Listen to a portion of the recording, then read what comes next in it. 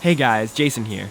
Today I'm going to give you an in-depth look at my new favorite camera accessory, the Zhiyun crane from Zhiyun-tech.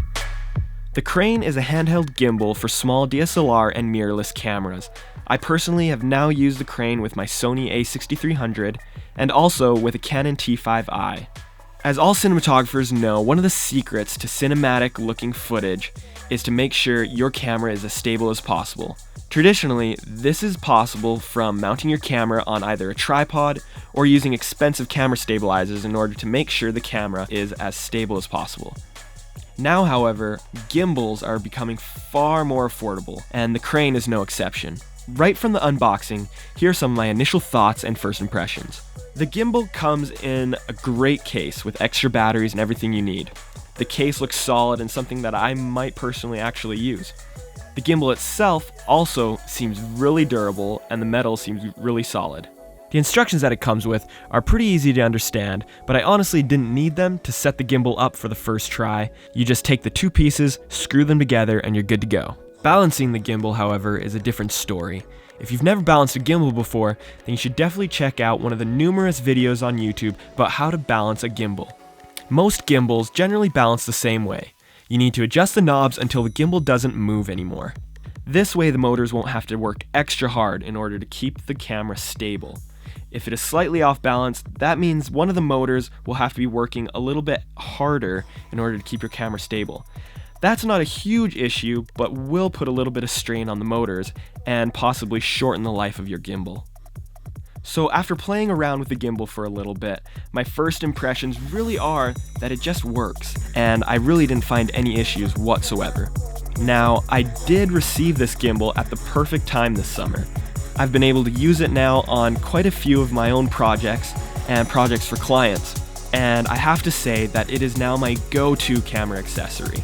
I don't want to seem too excited about this, but I have used multiple gimbals in the past, and there are always certain things that have let me down. Now, one of my favorite features about the gimbal is the fact that it's toolless. I have used other gimbals before, some are toolless, some are not. And one of my biggest gripes with the ones that are not toolless is the fact that I always have to pull out an Allen wrench or some sort of screwdriver in order to balance the gimbal. Balancing the gimbal takes up quite a bit of time, and when you're on a shoot and you need to be working fast, you don't want to be fumbling around with your gimbal. So I was super stoked that the knobs worked really well and I was able to balance the gimbal in no time. Also, I did mention that this gimbal is durable and solid. Another feature that goes well with that is the fact that it's so mobile. The gimbal itself is small and fits perfectly in my bag. I don't even need a stand for it, but I can just throw it in my bag, power it on when I need to use it, and power it off and throw it to the side when I'm done with it. I don't want to go in depth on exactly how to use the gimbal. I will explain that there are 3 different modes. The first mode locks the gimbal horizontally. This allows the gimbal to pan left and right with your hand motions horizontally, but it will not move up and down. The second mode unlocks the gimbal vertically and horizontally, allowing you to pan left and right, up and down as smoothly as you would like. I probably use this feature the most because it allows me to freestyle most of my shots. However, when you use this mode, you're going to be more susceptible to shakes. You might accidentally move up and down, allowing a little bit of vertical or horizontal sway in a direction you might not want. A little bit of practice and you're going to master this mode perfectly fine.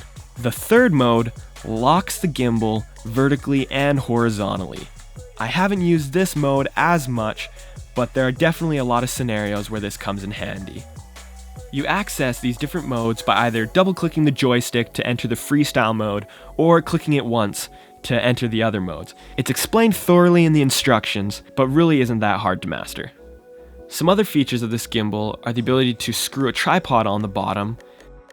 The joystick is really useful and allows you to pan up and down or adjust the level calibration of the gimbal. You can also calibrate the gimbal via the app. The app is simple, nothing special, but allows you to access some certain features that are really handy. You can use the app as a remote to pan left and right. From the app, you can also calibrate the gimbal and make sure that everything is level, or you can check to see if there's a firmware update available right from the app. I've used other gimbals that are only updatable from a PC.